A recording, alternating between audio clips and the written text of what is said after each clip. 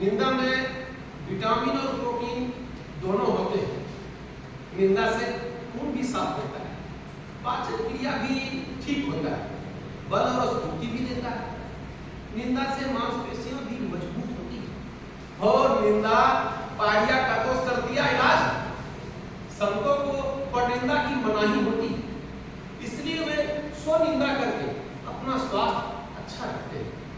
मौसम कौन कुटिल खलकामी, ये संत की विनय और आत्मग्लानि नहीं उन्हीं, क्योंकि वे समझते हैं, क्योंकि हम समझते हैं वे आत्म स्वीकृति कर रहे हैं, लेकिन वास्तव में वे विटामिन और प्रोटीन खा रहे हैं।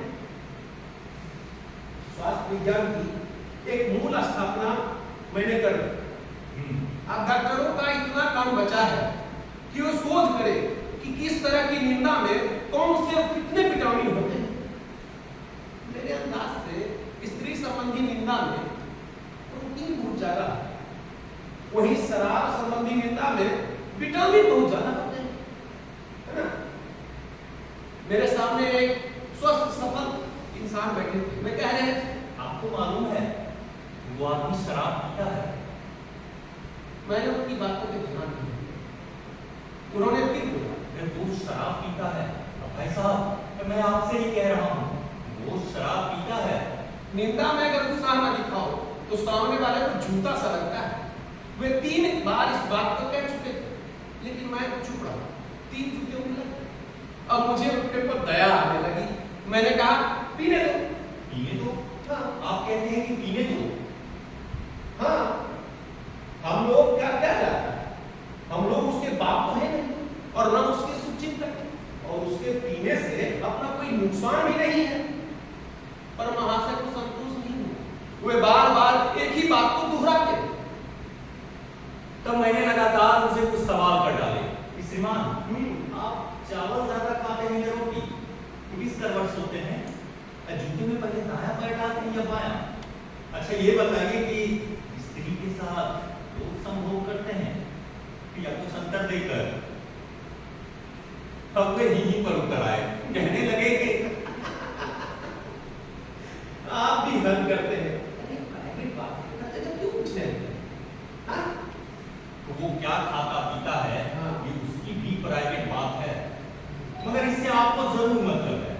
किसी दिन आप उसके रसोई घर में घुसकर पता लगा लेंगे कि आज कौन सी दाल बनी है, और सड़क पर खड़े होकर चिल्लाएंगे कि वो बड़ा दुराचारी है, वो उड़द की दाल खाता है।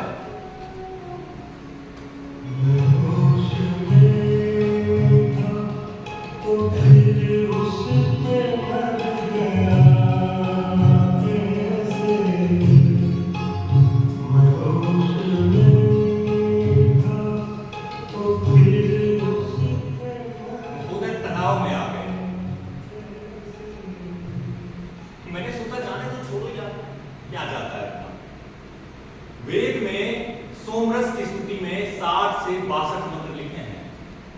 सोमरस को पिता और ईश्वर तक कहा गया है। कहते हैं कि तुमने मुझे अमर बना दिया। यहाँ तक कहा है कि अब मैं पृथ्वी को अपनी हथेलियों में लेकर मसल सकता हूँ। शायद ऋषि को ज्यादा चढ़ गई होगी, चेतन को दबाकर राहत पाने या चेतना का विस्तार करने के लिए।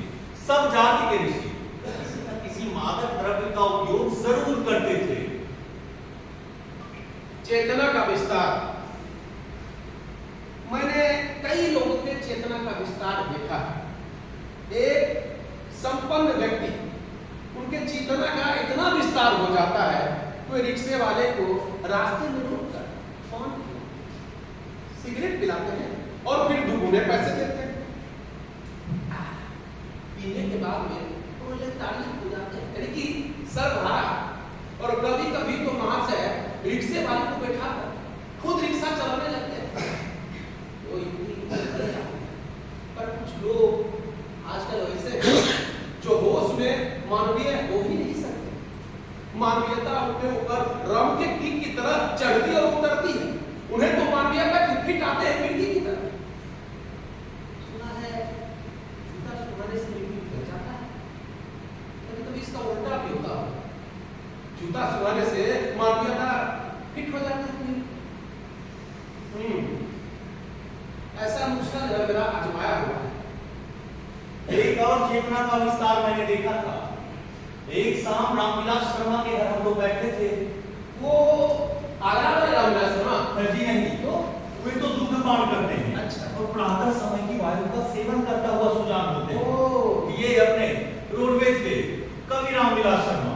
अच्छा। इनकी सहयोगी की चेतना का विस्तार कुल 1.5 पैर में ही हो गया। उसके बाद वे अंग्रेजी बोलने लगे।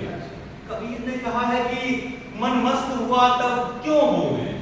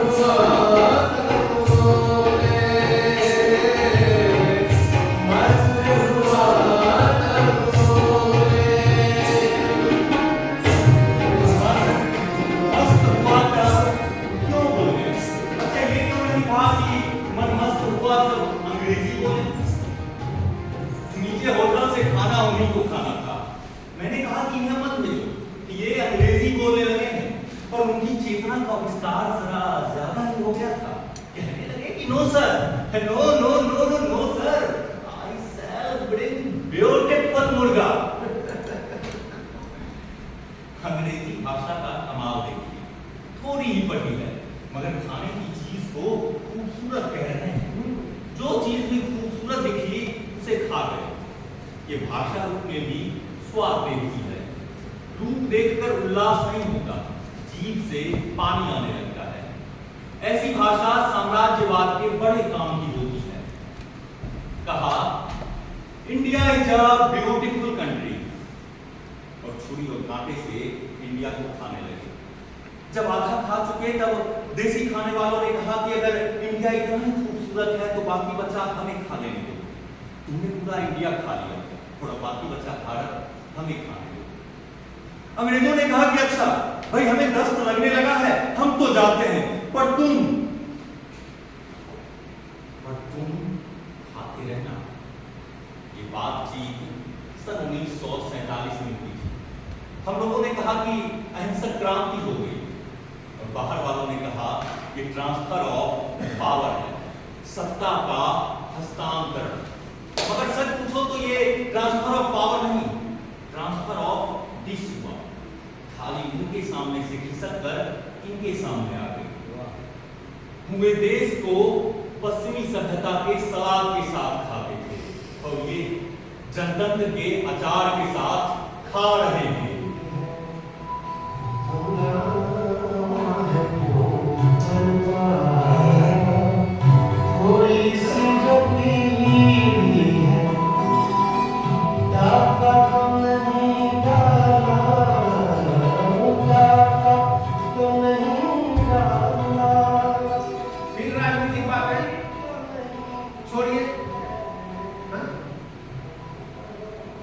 बात शराब की हो रही थी। इस संबंध में जो शिक्षा प्रद बात ऊपर कही उस पर जो अमल करेगा वो उसका रिस्क हो लेगा और कंपनी की जिम्मेदारी कोई दूसरा नहीं लेगा। तो बात शराब की हो रही थी। हाँ? मेरे सामने जो व्यक्ति बैठे थे, पता है आपको उसके बारे में क्या? वो बहुत चिंतित थे।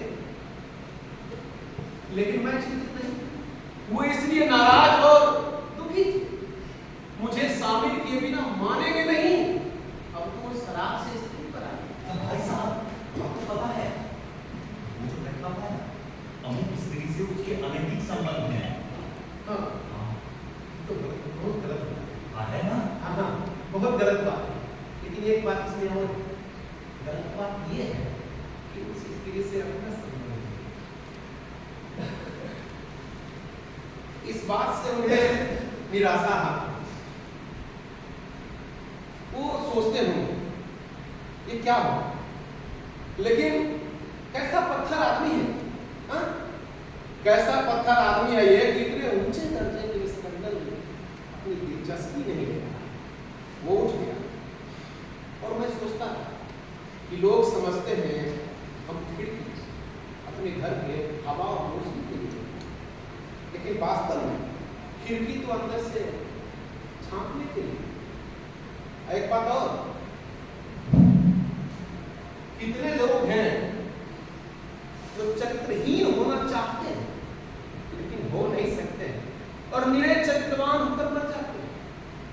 उनकी आत्मा को परलोक में भी चैन नहीं मिलता हो, हाँ, परलोक में भी चैन नहीं मिलता होगा और पृथ्वी पर झांक कर देखते होंगे कि किसका संबंध किससे चल रहा है। ऐसे लोग मुझे चुंगी के दरोगा मालूम होते हैं। ठेले वाले को रोक कर झांक कर पूछते रहते हैं उसमें क्या है पता। एक स्त्री के पिता के पास कुछ हितकारी लोग जाकर सलाह देते हैं, पिताजी आप उस आदमी को घर में मत आने दीजिए, वो चरित्रहीन है। वे बेचारे वास्तव में शिकायत कर रहे होते हैं कि पिताजी आपकी बेटी हमें चरित्रहीन होने का चांस नहीं दे रही है, उसे डांटिए ना कि हमें भी थोड़ा चरित्रहीन हो लेने दे। जिस आदमी की स्त्री संबंधी कलंक कथा वो कह रहा था वो एक भला आदमी है, ईमानदार, सच्चा, दयालु, त्यागी। वो धोखा नहीं करता, कालाबाजारी नहीं करता, झूठ नहीं बोलता, किसी का बुरा नहीं करता। एक स्त्री से उसकी मित्रता है, इससे वो आदमी बुरा और अनैतिक हो गया। बड़ा सरल हिसाब है अपने यहाँ आदमी के बारे में निर्णय लेने का। कभी सवाल उठा होगा समाज के नीतिमानों के बीच के नैतिक अनैतिक अच्छे और बुरे आदमी का निर्णय कैसे किया जाए, वे तो परेशान हो गए। बहुत सी बातों पर आदमी के बारे में विचार करना पड़ता है, तब जाकर निर्णय होता है। तब उन्होंने कहा होगा कि ज्यादा झंझट में मत पड़ो, मामला को सरल कर दो और सारी नैतिकता को समेट कर अपनी टांगों के बीच में रख दो।